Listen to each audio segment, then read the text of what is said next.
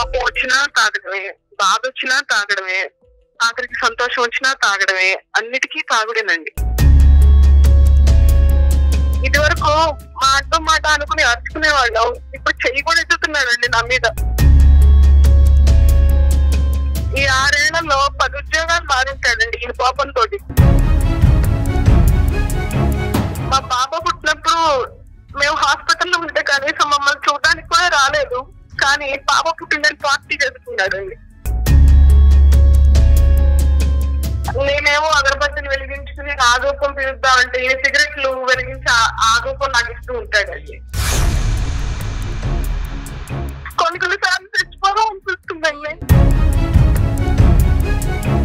So ఇన్ని పరిణామాలు ఉన్నా కూడా ఆ మనిషి అలా ముందుకెళ్ళిపోయేటటువంటి తత్వం చూడండి, అది వ్యక్తిత్వపరమైన లోపం. ఆయన గొడవ ఈజ్ ఈక్వల్ టు తాగటం, ఈ రెండు పక్క పక్కనే పెట్టుకున్నారు. అందమైన జీవితం సమర్పిస్తున్న వారు 49 అంటే సంతోషం, 49 అంటే సంతానం. సమర్పిస్తున్న వారు అనిల్ నాయర్ క్లాసెస్. సులువైన పద్ధతిలో ఆన్లైన్ కోచింగ్ ద్వారా అత్యుత్తమ విద్యాబోధన అనిల్ నాయర్ ప్రత్యేకత. 49 సమర్పించు అందమైన జీవితానికి స్వాగతం. నమస్తే కళ్యాణ్ గారు. నమస్తే జయ గారు. కళ్యాణ్ గారు, అందమైన జీవితానికి మెయిల్స్ కుప్పలు తెప్పలుగా వస్తూనే ఉన్నాయి. అయితే ప్రయారిటీని బట్టి ముందు వెనుక తీసుకొని మనం డిస్కస్ చేస్తున్నాము. డైరెక్ట్గా సబ్జెక్ట్లోకి వచ్చేస్తానని చందన అని ఒక అమ్మాయి మనకు మెయిల్ చేశారు. వాళ్ళ హస్బెండ్కి సంబంధించిన ఇష్యూ అనమాట. హస్బెండ్ ఇష్యూ అనగానే నేను కూడా ఫస్ట్లో ఇదేదో రెగ్యులర్గా మనం చూసే ప్రాబ్లం ఏమో అనుకున్నాం, వైఫ్ అండ్ హస్బెండ్ ఇష్యూస్ ఏమో అనుకున్నాను, కానీ కొంచెం డిఫరెంట్గా ఉందండి. అయితే మెయిల్లో తన నెంబర్ కూడా ఇచ్చింది, ఒకసారి కాల్ చేసేయమంటారా? హైదరాబాదేనండి. ఇంకేం వివరాలు లేవు మెయిల్లో ఉన్నాయండి, కాకుంటే డైరెక్ట్గా మీరు మాట్లాడితే బాగుంటుందండి. తప్పకుండా. హలో చందన గారండి, నేను జయానండి, అందమైన జీవితం ప్రోగ్రామ్ నుంచి కాల్ చేస్తున్నాను. నమస్తే చందన గారు. నాతో పాటు డాక్టర్ కళ్యాణ్ చక్రవర్తి గారు కూడా ఉన్నారు. నమస్తే అమ్మా, నేను డాక్టర్ కళ్యాణ్ చక్రవర్తి. నమస్తే డాక్టర్ గారు. కొద్దిగా చందన అండి. అమ్మా చెప్పండి అమ్మా, ఎక్కడి నుంచి అమ్మా, ఎంత మీ వయసు, సమస్య ఏంటో చెప్పు. నా వయసు 29 అండి. మేము ఇక్కడ హైదరాబాద్ లో ఉంటామండి. నాది విచిత్రమైన సమస్య అండి. మా వారు ఈ మధ్య బాగా తాగడం మొదలు పెట్టారండి. విపరీతమైన తాగుడు. ఏ విషయం గురించి మాట్లాడదామన్నా విపరీతమైన కోపం. ఏ మాట మాట్లాడదామన్నా మాటకి ముందు మాట తర్వాత కోపమేనండి. అతను ఏం చేస్తుంటారమ్మా మీ వారు? Software engineer. Software engineer. మీరు వర్కింగ్ ఏనమ్మా? లేదండి, నేను హోమ్ మేకర్. ఎంతమంది పిల్లలమ్మా? ఒక పాప అండి. ఒక పాప. వయసు అమ్మా? 3 ఏళ్ళండి. మీకు మ్యారేజ్ అయ్యి? మాకు మ్యారేజ్ 6 ఏళ్ళు అయిందండి. ఓకే. ఈ కోపం అన్నది ఇప్పుడమ్మా, మ్యారేజ్ అప్పటి నుంచినా? అది మొదటి నుంచి ఉన్నదేనండి. తాగుడు అన్నదమ్మా? అది మొదటి నుంచే ఉందండి, కాకపోతే ఎప్పుడో నెలకోసారో వారానికోసారో తాగేవాళ్ళండి ఇది వరకు. కానీ ఇప్పుడు మరీ విపరీతం అయిపోయిందండి తాగుడు. కారణం వెతుక్కుంటున్నాడు తాగడానికి. కోపం వచ్చినా తాగడమే, బాధ వచ్చినా తాగడమే, ఆఖరికి సంతోషం వచ్చినా తాగడమే, అన్నిటికీ తాగుడేనండి. ఇక్కడ ఎవరెవరు ఉంటారు చందన? హైదరాబాద్ లో మీతో ఫ్యామిలీ ఎవరెవరు ఉంటారు? మేము ముగ్గురేనండి, నేను, మా వారు, మా పాప. ఓకే. అరేంజ్డ్ మ్యారేజ్ అండి? అరేంజ్డ్ కమ్ లవ్ మ్యారేజ్ అండి మాది. చెప్పమ్మా, అంటే ఈ కోపానికి కొన్ని నిదర్శనాలు చెప్పండి అమ్మా, ఎగ్జాంపుల్స్. అంటే ఏ పరిస్థితుల్లో ఎక్కడ వస్తుంది కోపం? మనం ఏదన్నా అన్నా వస్తుందా, ఏమి అనకపోయినా వస్తుందా, ఎలా వస్తుంది ఈ కోపం చెప్పండి? ఎవరితో? ఎవరైనా కోపం తెప్పించాలంటే చాలా ఈజీ. లేదు, ఆయన కోపం తెచ్చుకోవాలన్నా ఈజీ. ఆయనకి మొదటి నుంచి విపరీతమైన కోపం. ఇదేంటో పని ఇలా చేసావు అని ఏదన్నా చిన్నగా మాట్లాడినా, గట్టిగా మాట్లాడక్కర్లేదని, మాట్లాడినా చాలు, నీకెందుకు, నువ్వెవరు మాట్లాడటానికి అని రైజ్ అయిపోతుంటాడండి. అతన్ని సరిచేయటం గానీ సర్ది చెప్పటం గానీ ఏదైనా చెప్తే కనుక అతను కోపం వస్తుంది. అలా కాకుండా మీరు అతను సరిచేయకుండా సర్ది చెప్పినటువంటి పరిస్థితి లేకుండా కూడా కోపం వస్తుందమ్మా సహజంగానే? ఆయన సహజంగానే బాగా కోపిస్తండి. ఓకే. మళ్ళీ ఆయనే సర్దుకుంటారా చందన, లేకుంటే మళ్ళీ అది అలా ప్రొలాంగ్ అవుతూనే ఉంటుందా కోపం? ప్రొలాంగ్ అవుతూనే ఉంటుందండి. నేను గొడవ పడకూడదు, ఫోన్లే ఇవాళ నేను సర్దుకుపోదాము అనుకున్న రోజున బయటికి వెళ్ళిపోయి తాగొచ్చేస్తారు. లేదు, నాకు ఆ రోజు మూడ్ బాగలేదు, నేను ఎదురు తిరిగి మాట్లాడదాం అనుకున్న రోజున ఇంకా ఎక్కువ గొడవ పడు. మొదట్లో పోనీ నేను తగ్గుంటే ఆయన తగ్గుతాడులే అనుకుని నేను సర్దుకుపోయిన రోజులు నన్ను ఇంకా చులకనగా చూడటం మొదలు పెట్టాడండి. ఇది వరకు మాట అనుకుని అరుచుకునేవాళ్ళం, ఇప్పుడు చెయ్యి కూడా ఎత్తుతున్నాడండి నా మీద. పాప పెద్దదవుతోంది కదండి, అది అక్కడ ఉందని కూడా చూసుకోడండి. ఈ 6 ఏళ్లలో 10 ఉద్యోగాలు మారుంటాడండి ఈ కోపంతో. 10 ఉద్యోగాలు, 10 ఉద్యోగాల జాబ్ చేయడానికి తెలివి కూడా ఉంది, కానీ ఆ కోపంతో పోగొట్టుకుంటాడండి అన్ని. అమ్మా ఇప్పుడు కోపం అన్నది మనకు అర్థం అవుతుంది, కానీ ఉద్యోగం అనేటటువంటి పరిధిలో అక్కడ ఏంటమ్మా, అక్కడ కోపం అంటే ఎందుకు కోపం వస్తుంది అక్కడ? వాళ్ళకి తగ్గట్టు ఈయన ఉండడండి. ఓకే, మనం కంపెనీకి వెళ్ళాము, ఒక ఆఫీస్ కి వెళ్ళాము, వాళ్ళకు రూల్స్ రెగ్యులేషన్స్ ఉంటాయి, డ్రెస్ కోడ్ అనో ఇంకోటో ఉంటాయి, అవేమి ఈయనకి నష్టం. ఐడి కార్డ్ వేసుకెళ్ళాలి, వేసుకెళ్ళాలంటాడు. ఓకే, బేసిక్స్ కూడా విండు. నాకు ఇష్టం లేదు అంటాడు. ఎప్పుడన్నా ఆఫీస్ కి కూడా డ్రింక్ చేసి వెళ్ళే పరిస్థితి ఉందమ్మా? ఆఫీస్ కి డ్రింక్ చేసి వెళ్ళటం గానీ, డ్రైవింగ్ చేసినప్పుడు డ్రింక్ చేయటం గానీ ఇలాంటివి ఉన్నాయా? ఉన్నాయండి. మా పాప పుట్టినప్పుడు మేము హాస్పిటల్లో ఉంటే కనీసం మమ్మల్ని చూడడానికి కూడా రాలేదు, కానీ పాప పుట్టిందని పార్టీ చేసుకున్నాడు. ఆ తాగి ఆఫీస్కి వెళ్ళాడు, అప్పుడు ఉద్యోగం పోయింది. అంటే ఆయనకి తాగటానికి రీజన్స్ అక్కర్లా, ఆయనే వెతుక్కుంటారండి. ఈ తాగటం గురించి మీ ఒక్కరికే తెలుసమ్మా, లేదంటే వాళ్ళ కుటుంబ సభ్యులు, ఆఫీస్ లో ఉండేటటువంటి వాళ్ళకి ఇది పబ్లిక్ అయిందా ఇష్యూ? అందరికీ తెలుసండి. అందరికీ తెలుసు. అంటే తాగినప్పుడు కోపం ఒకలాగా, తాగినప్పుడు ఒకలాగా ఉంటుందా, లేదంటే ఎప్పుడు కూడా కోపం అనేది సబ్జెక్ట్ డిఫరెంట్, తాగటం డిఫరెంట్ సబ్జెక్ట్సా? లేదండి, కోపం వచ్చింది అంటే ఇంకా తాగడమే. కోపం వస్తే తాగడానికి కోపం తెచ్చుకునే సందర్భాలు కూడా ఉంటాయండి. తాగిన తర్వాత కోపం ఇంకా విపరీతం అవుతుందమ్మా? విపరీతం అవుతుందండి. ఇప్పుడు చేతుల వరకు వచ్చిందా వ్యవహారం? అవునండి, చెయ్యి ఎత్తడం వరకు కూడా వచ్చిందండి. అయ్యో, కొన్ని మధ్య మా పాప గురించి కూడా ఆలోచించండి. అడ్డొచ్చింది, అడ్డొచ్చేసరికి దాని మీద అరిచాడండి. కాదు డాక్టర్ గారు, ఇప్పుడు ఇంట్లో అనుకోండి తనకు కోపం వచ్చినా చెల్లిద్ది, ఇంట్లో వాళ్ళు సర్దుకుంటారు, లేకుంటే ఛీ చావు అని చెప్పేసి వదిలేస్తారు.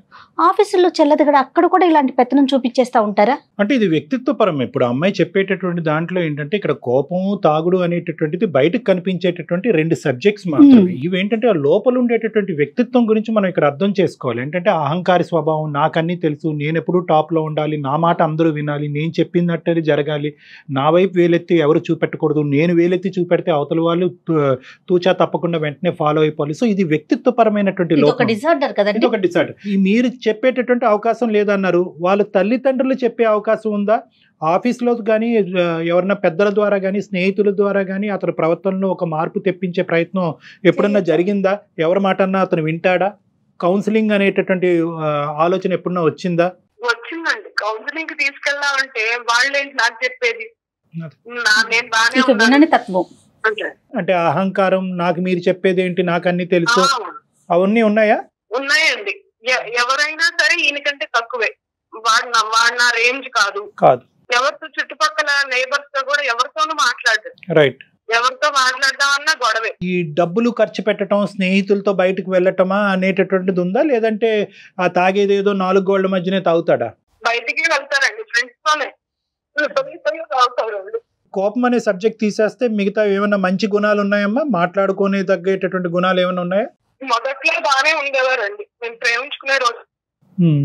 మా వెనకాల బాగా తిరిగేవాడండి, రక్తంతో ఉత్తరాలు రాసేవాడు, గిఫ్ట్లు ఇచ్చేవాడు, చాలా ప్రేమగా ఉండేవారండి. పశ్చాత్తాపం ఎప్పుడున్నా ఉందమ్మా? చందన సారీ, నేను పొరపాటున కోపం వచ్చింది నాకు అనేటటువంటిది ఎప్పుడన్నా అలా ఉందమ్మా? ఎప్పుడన్నా పశ్చాత్తాపం, గిల్ట్ ఫీలింగ్, నేను డ్రింక్ ఆపేస్తాను, ఇంకెప్పటికీ కోపం రాకుండా చూసుకుంటాను అనే మాట ఎప్పుడన్నా వచ్చిందా?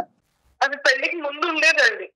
పెళ్లికి ముందు బాగానే ప్రేమగానే ఉండేవారు. ఎప్పుడైనా నేను అలిగినా, కోపపడ్డా నా అలగ తీర్చడానికి అన్నట్టుగా మాట్లాడేవారు, ప్రేమగానే ఉండేవారు.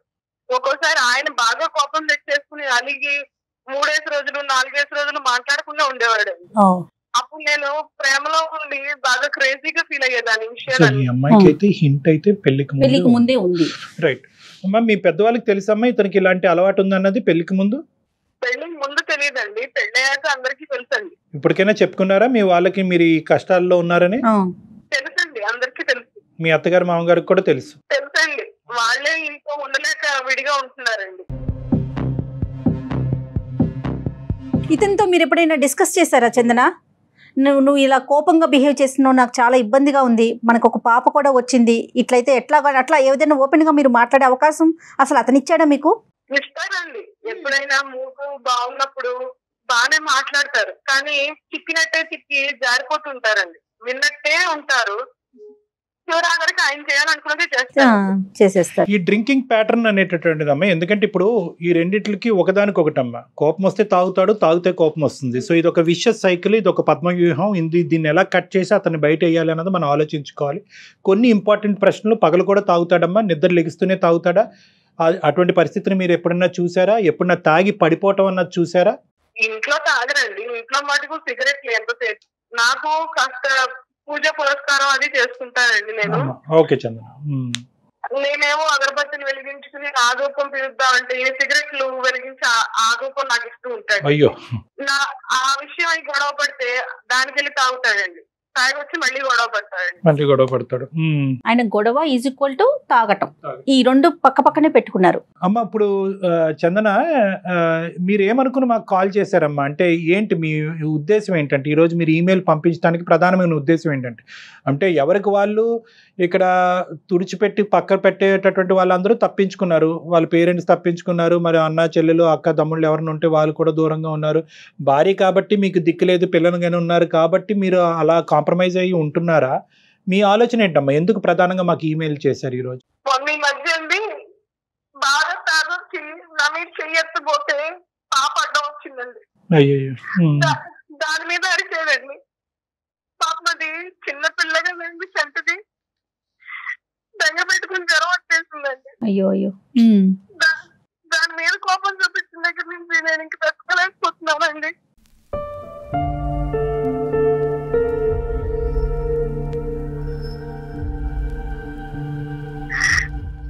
ఇన్నాళ్ళు నేనంటే పడ్డాను కదా, పాపలు కూడా ఎక్కడ ఇబ్బంది పెట్టండి.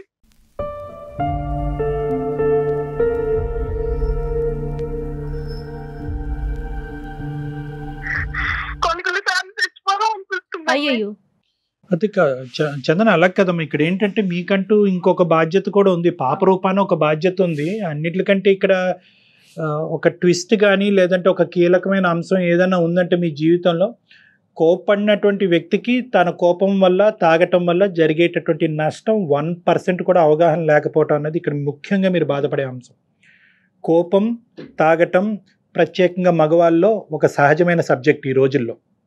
అంటే మీ సమస్యని నేను చిన్నగా చూస్తున్నాననే ఉద్దేశం కాదు, కానీ చాలా సహజమైన సబ్జెక్ట్. కానీ ఇక్కడ ఎక్కడా కూడా అతను ఆలోచించట్లేదు, దీనివల్ల జరిగేటటువంటి పరిణామాల గురించి అతను ఆలోచించట్లేదు, వేరే వాళ్ళు చెప్పినా కూడా వినట్లేదు. అది ఇక్కడ దురదృష్టకరమైన పరిస్థితి. 10 ఉద్యోగాల దాకా మారారంటున్నారు, మధ్యలో గ్యాప్ వచ్చి ఉంటుంది కదా, ఫైనాన్షియల్ గా ఇబ్బందులు ఇలాంటివి ఫేస్ చేసినా కూడా ఏం పట్టించుకోరంటారా ఇలాంటి క్యారెక్టర్? ఏ చందన?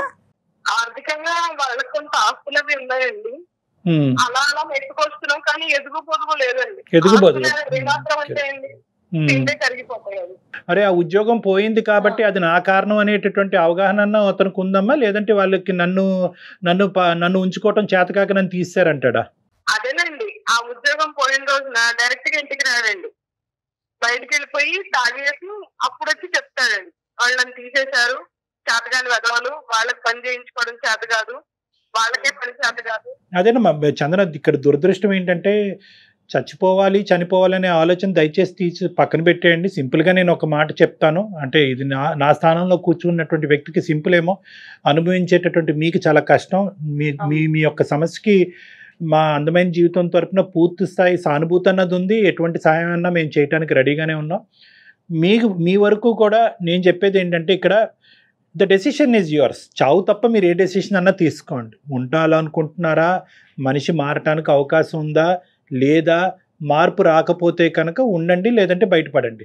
సో నేను అనేది ఏంటంటే, చావు అనే సబ్జెక్ట్ తీసేస్తే మనం మిగతా ఆప్షన్స్ మాట్లాడుకోవడానికి అవకాశం ఉంటుంది. మీ బిడ్డ గురించి మీరు బతకాలి, మిమ్మల్ని కన్నా మీ అమ్మ నాన్న గురించి మీరు బతకాలి. So kindly delete that word.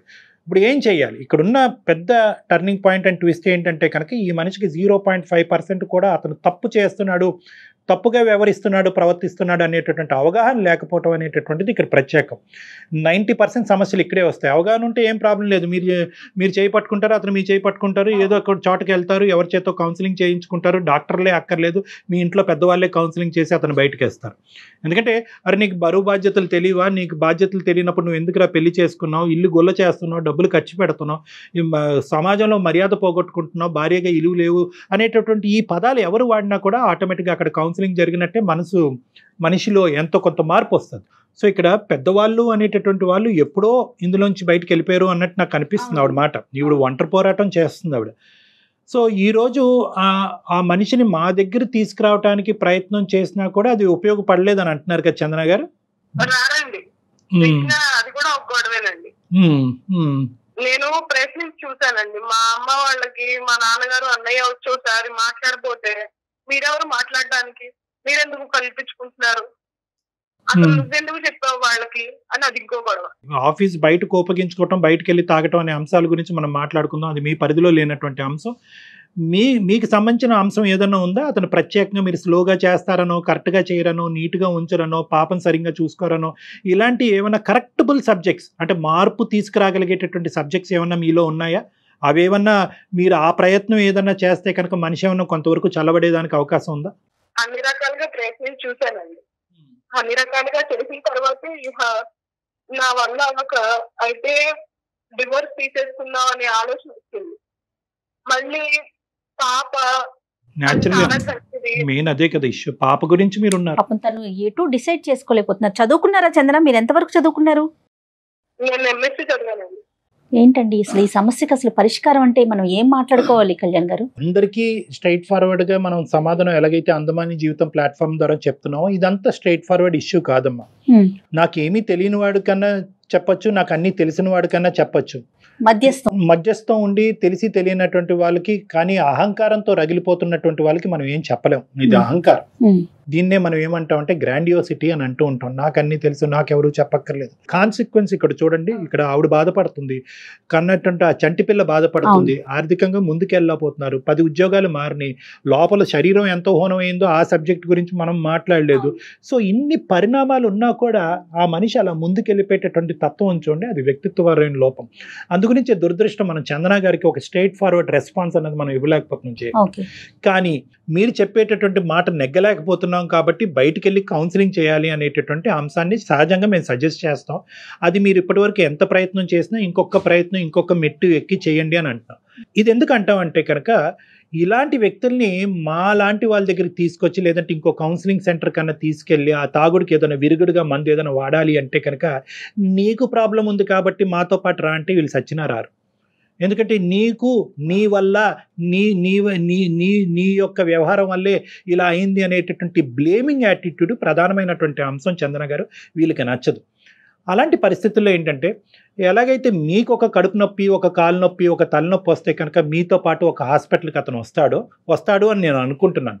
లేదంటే పాపకి ఏదన్నా సమస్య వస్తే కనుక వస్తాడో, అలాగా మీకో ఆ బిడ్డకో ఏదో సమస్య వచ్చినట్టుగా ఒక పరిగణలోకి తీసుకొచ్చి మాలాంటి వాళ్ళు తలుపులు తడితే కనుక అప్పుడు ఆటోమేటిక్గా ఏంటమ్మా నీ సమస్య అని మేము విడమర్చడానికి ప్రయత్నం చేస్తే దానికి మూలమైనటువంటి కారణం ఇది అన్నట్టుగా మీరు చెప్తే స్లోగా ఆ కౌన్సిలింగ్ కాస్త అతని వైపు టెక్నికల్గా డైవర్ట్ చేయడానికి అవుతుంది. ఇది ఎండ్ రిజల్ట్.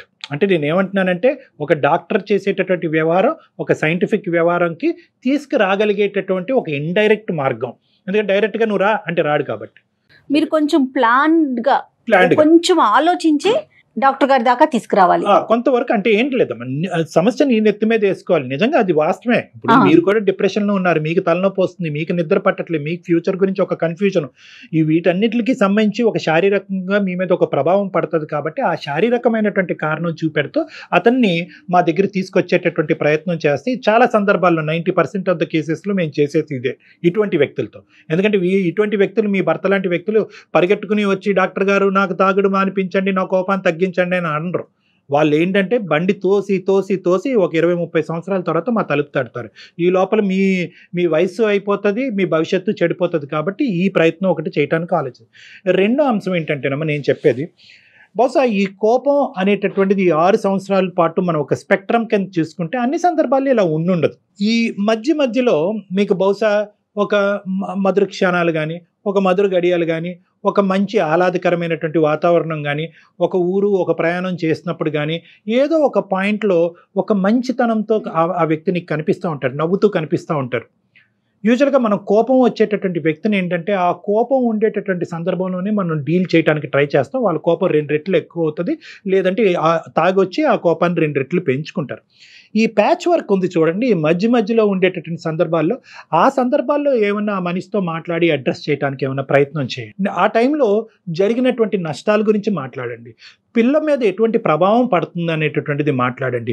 నీ తప్పు అన్నట్టుగా మాట్లాడకుండా అతను కోపాన్ని తగ్గించటం. ఎప్పుడు ఎలా ఉంటుందండి, ఏమండి మీ కోపం వల్లే పిల్ల ఇలా అయిపోయిందండి, మీ కోపం వల్లే ఆ ఆస్తులు ఇలా పోయినాయండి, మీ కోపం వల్ల ఈ ఉద్యోగం పోయింది. ఈ మీ కోపం వల్ల నువ్వు పోగొట్టుకున్నావు అనేటటువంటి మాట తీరు మీరు ఎప్పుడైతే అవలంబిస్తారో వాళ్ళు మిమ్మల్ని పొమ్మంటారు, ఇంకా కోపం పెరుగుతుంది. సో ఇక్కడ ఏంటంటే బ్లేమ్ గేమ్ కింద కాకుండాని ఇంకో పద్ధతిలో ఏదన్నా ఒక మంచి క్షణంలో, ఒక మధురమైనటువంటి క్షణంలో అతను ఒక మంచి మూడ్లో ఉన్నప్పుడు చెప్పేటటువంటి దానికి ప్రయత్నం చేయండి. అది ఎలా చెప్పాలి డాక్టర్ గారు అని మీరు నన్ను అడగచ్చు. చాలామంది ఆడవాళ్ళు అడుగుతూ ఉంటారు, ఎలా చెప్పాలి, అలాగా అతన్ని కించపరచకుండా, అతన్ని బ్లేమ్ చేయకుండా ఎలా చెప్పాలి అంటే కనుక అంటే ఎప్పుడు కూడా గెయిన్ ఫాలోడ్ బై లాస్ అంటూ ఉంటాం. ఇలాంటి వ్యక్తులతో మాట్లాడేటప్పుడు వాళ్ళు ఏం గెయిన్ చేశారు అనేది మనం మాట్లాడుతూ ఉండాలి. ఏమండి మీరు సిన్సియర్గా ఉంటారు, ఆనెస్ట్గా ఉంటారు, ఒక అబద్ధం ఆడరు మీకు. సో అతనిలో ఉండే కొన్ని గుడ్ క్వాలిటీస్ మాట్లాడుతూ ఈ ఒక్క క్వాలిటీ కూడా మార్చుకుంటే కనుక మన కుటుంబం ఎంత బాగుంటుందండి, ఎంత హ్యాపీగా ఉంటుంది. ఎప్పుడు కూడా బ్లేమ్ గేమ్ అనేటువంటిది నచ్చదు. నష్టాల నుంచి మొదలుపెట్టి ఇవన్నీ మార్చుకుంటే మా జీవితం నష్టం పోయాము, మీరు ఇలా చేసేసారు అలా చేసేసారంటే కనుక వీళ్ళు వినేటటువంటి ఓపిక ఆలోచన ఉండదు. సో ఎప్పుడు కూడా ఒక గెయిన్ గురించి మాట్లాడండి, ఒక పాజిటివ్ ఆస్పెక్ట్ గురించి మాట్లాడండి. ఇందాక కూడా నేను అడిగాను ఏమన్నా ఉన్నాయమ్మా, ఇంకా ఏమైనా మంచి లక్షణాలు అంటే కనుక మీరు కూడా ఆలోచించలేకపోతున్నారు. ఆ మనిషిలో ఏదో ఒక మంచి లక్షణం కనిపించవచ్చు, దానివైపు ఆలోచించడానికి ప్రయత్నం చేసి అది అతను ముందుంచి నిదానంగా చెప్పేటటువంటి ప్రయత్నం చేయండి. 3వ అంశం, దయచేసి ఏంటంటే ఇలాంటి వ్యక్తులకి పంచాయతీలు నచ్చవు. నన్ను చిన్నగా చూస్తుంది అనేటటువంటి ఆస్పెక్ట్ ఈ వ్యక్తులకి నచ్చదు. సో ఏంటంటే సహజంగా అది కామన్, అన్ని ఇళ్లలో ఏమవుతుందంటే తాగి అరిచి కొట్టి తిట్టేటటువంటి మగాడికి కానీ బుద్ధి చెప్పాలి అంటే కనుక వాళ్ళని పిలవండి వీళ్ళని పిలవండి అని పంచాయతీలు పెడతా ఉంటారు. ఎప్పుడైతే పంచాయతీలు పెడతారో ఆ మనిషి యొక్క ఈగో కాస్త బ్రేక్ డౌన్ అయిపోతుంది, వ్యక్తిత్వం విరిగిపోతుంది, నా పరువు పోయిందని అంటాడు. ఇదిగో ఇప్పుడు వరకు ఇంతే చూపెట్టాను కదా, ఇక ముందు నుంచి నీకు ఇంత చూపెడతానని చెప్పి ఇంకా రచ్చ అనేటటువంటిది ఇంట్లో పెరుగుతుంది. సో అది చేసేటటువంటి ప్రయత్నం చేయకండి. అంటే మీ ఇష్యూలో it is between the 4 walls. So ఈ విధంగా ఏమన్నా ఒక అవకాశం ఉందేమో ట్రై చేయండి చందన గారు. దానికి మించి ఏమన్నా మీకు సమస్యకి పరిష్కారం దొరకకపోతే ఖచ్చితంగా మమ్మల్ని కాంటాక్ట్ అవ్వండి. అప్పుడు ఆ సమయం సందర్భాన్ని బట్టి ఒక సూచన ఇవ్వటం జరుగుతుంది. ఒకసారి డాక్టర్ గారి దగ్గరికి ఇప్పుడు ముందుగా చెప్పినట్టుగా ఏదన్నా ముందుగా ఎవరికైనా హెల్త్ బాగోలేదనో ప్లాన్డ్గా తీసుకొచ్చే ప్రయత్నం అయితే ఒకటి ఫస్ట్ చేయటం బాగుంటుందేమో చందన. అంటే ఇదంతా స్ట్రైట్ ఫార్వర్డ్ కాదమ్మా, నేను చెప్పాను అనుకున్నంత ఈజీ కాదు, బట్ మీరు కొంచెం కష్టపడాలి. నేను ఫ్లూయెంట్ గా అన్ని చెప్పాను కానమ్మా, 1 by 1. ఇవేంటంటే at the end of the day ఏది అందులో ఫిట్ అవుతుంది, మీ ఇంటి పరిస్థితులు బట్టి నేను చెప్పినటువంటి ఏ సూచన సలహా ఫిట్ అవుతుంది అన్నది మీరు ఆలోచించుకోండి. లేదండి అన్ని సలహా సూచనలు అన్నీ నేను పాటించాను, నేను విసిగి వేసారిపోయాను, చావు తప్ప నాకు ఇంకో గత్యంతరం కనిపించట్లేదంటే దయచేసి you walk out of that marriage. ఎవరు మిమ్మల్ని రోడ్ బ్లాక్ చేసి పెళ్లి చేసుకున్నారు కాబట్టి పుట్టినా చచ్చినా అక్కడే చావమని ఎవరు అనట్లేదు. ఒక మనిషి మారటానికి ప్రయత్నం చేశారు, ఓపికగా 6 సంవత్సరాల పాటు ఉన్నారు, ఇప్పుడు బిడ్డ మీద కూడా ప్రభావం పడుతుంది, మాట కాస్త చేతల వరకు వచ్చింది, ఇంకా చాలు ప్రయత్నాలు చేయండి, వీలు కాకపోతే బయటపడండి. ప్రయత్నం అయితే చేయండి, ఇంకొకసారి ఆలోచించండి చందన. బయట కారణాలు చూపెట్టేటటువంటి వ్యక్తిత్వాలు ఉంటాయన్నమాట. ఏదో ఒక కారణం కనిపిస్తూ ఉంటుంది. ఇందాక ఏంటంటే 2 రకాలు ఉంటాయి తాగేటటువంటి వాళ్ళకి. ఒకటి ఏంటంటే సహజంగా కారణం ఉండి తాగేటటువంటి ఒక బ్యాచ్ అయితే కనుక తాగుడికి బానిస అయ్యి ఏదో కారణం చూపెట్టకపోతే సమాజం మనం తాగటాన్ని సమర్థించుకోలేమని చెప్పి ఈ కారణం ఆ కారణం అని చూపెట్టేటటువంటి వాళ్ళకి వాళ్ళ జీవితంలో కనిపించే పాజిటివ్ పాయింట్స్ వైపు వాళ్ళు చూపెట్టరు. ఎందుకంటే పాజిటివ్ పాయింట్స్ వైపు చూపెట్టారు, అరే నీకు బిడ్డ ఉంది కదా, చక్కగా ఉంది, ఆపేయచ్చు కదంటే తాగుడు ఆపేయాలి, అది మన వల్ల కాదే. సో కాబట్టి ఏంటంటే ఎప్పుడు కూడా వాళ్ళు నెగిటివ్ పాయింట్స్ వైపే చూపెడుతూ వాళ్ళు వీళ్ళు అని చెప్పి అందరి వైపు వేలెత్తి చూపెట్టు తాగుతూ ఉంటారు. వాళ్ళ జీవితంలో పిల్లలు ఇవి అనేటటువంటి ఎక్కువ ప్రభావం చూపెట్టుదాం. చందన విన్నారు కదా చందన? ఎస్, డాక్టర్ గారు చెప్పినట్లుగా కొంచెం ఇవన్నీ మనం చెప్పటం చాలా సింపుల్గా అనిపించవచ్చు, మీరు పాటించడం కష్టమే, బట్ మీ కాపురాన్ని నిలబెట్టుకోవాలంటే తప్పదండి. కొంచెం ఓపికగా 1 by 1 step by step try చేస్తూ చూడండి. మీకు ఇంకా పర్సనల్గా మాట్లాడాలని ఉంటే నేను నెంబర్ కూడా మీకు ఫార్వర్డ్ చేస్తాను. మీ నెంబర్ నా దగ్గర ఉంది కదా, ఒకసారి డాక్టర్ గారిని కూడా మీరు కన్సల్ట్ చేయొచ్చు, రైట్? కానీ ధైర్యంగా ఉండండి చందన, ధైర్యాన్ని మాత్రం కోల్పోవద్దు. అలాగేనండి. మీ ఫ్యామిలీ సపోర్ట్ కూడా తీసుకుని ఆ. వాళ్ళతో మాట్లాడుతూ వాళ్ళకి దగ్గరగా ఉండటానికి కూడా ప్రయత్నం చేయండి అమ్మా. ఎందుకంటే ఇలా అయితే నిరాశ పడిపోయి నీరసించిపోతారు. సో అవును ఫ్యామిలీతో కాంటాక్ట్ మెయింటైన్ చేయటము, మీకంటూ ఒక నావిగేషన్ పెట్టుకోవటం, ఒక జాబ్ చేయటము, పాపతో పాటు టైం స్పెండ్ చేయటము, ఏదన్నా మీరు మాస్టర్స్ చేశానని అంటున్నారు, మీరు ఒక ఎడ్యుకేటెడ్ పర్సనే, మీకంటూ ఒక ఉద్యోగం చూసుకోవటం. సో మీ లైఫ్ అంటూ కూడా ఒక ప్రయాణం మొదలు పెట్టాలేమో అనేటటువంటిది కూడా గుర్తుపెట్టుకోండి. మీకు ఒక సోషల్ లైఫ్ ఉండాలి, ఒక సామాజిక పరమైనటువంటిది, ఒక కెరియర్ అనేటటువంటిది ఉండాలి. ఇవన్నీ కూడా బిల్డప్ చేసుకుని మీ కాళ్ళ మీద మీరు నిలబడే జీవితం ప్రయత్నం కూడా అంతా చేస్తారు. టోటల్ గా ఆయనే కనిపిస్తున్నారు. సో కొంచెం దాని నుంచి మీరు బయటకు Divert వచ్చే అవడానికి కూడా try ప్రయత్నం చేస్తే కొంచెం ఏదైనా బెటర్ ఉంటుందేమో. ఓకే చందన, అలాగే. ఓకేనమ్మా? ఓకే అండి. Okay right Chandana, all the best అండి. థ్యాంక్ యూ అండి. Thank Thank you. you. Good luck. నమస్తే. నమస్తే. జనరల్ గా చూస్తూ ఉంటారా కళ్యాణ్ గారు ఇలాంటి కేసెస్ ఎక్కువేనండి? వెరీ కామన్ అమ్మా. కానీ ఈ అవునండి. అమ్మాయి దురదృష్టం ఏంటంటే పాపం చాలా ఓపిక్ గా పోరాడింది. అంటే మనం వన్ సైడ్ ఆఫ్ ది వర్జనే విన్నాము. అవునవును. అతనితో మాట్లాడితే బహుశా ఈ అమ్మాయి గురించి ఏం చెప్తాడో మనకు తెలియదు, కానీ అది వేరే అయితే బట్ ఇంట బయట కూడా అలానే ఉన్నాడు కదా క్యారెక్టర్ చూస్తుంటే మనం. మల్టిపుల్ ఎగ్జాంపుల్స్ కనిపిస్తున్నాయి. చాలా సహజమైనటువంటి ప్రాబ్లమే. ఇందాక నేను ఒక పాయింట్ చెప్పాను చూడండి, నాకు సమస్య ఉన్న అది అని అనిపించే వాడి దగ్గర ఇది అసలు సమస్యే కాదమ్మా. నాకు లేదు, సమాజంలోనే సమస్య ఉంది అని అనుకునేవాడు మిగతా వాళ్ళందరినీ కూడా తిప్పుతూ ఉంటారు, ఇబ్బంది పెడుతూనే ఉంటారు. ఇష్టమైన పరిస్థితి అదనమాట. Right. Thank you. Thank you Kalyan గారు. నమస్తే. అందమైన జీవితం సమర్పిస్తున్న వారు 49 అంటే సంతోషం, 49 అంటే సంతానం. సహ సమర్పిస్తున్న వారు అనిల్ నాయర్ క్లాసెస్. సులువైన పద్ధతిలో ఆన్లైన్ కోచింగ్ ద్వారా అత్యుత్తమ విద్యాబోధన అనిల్ నాయర్ ప్రత్యేకత.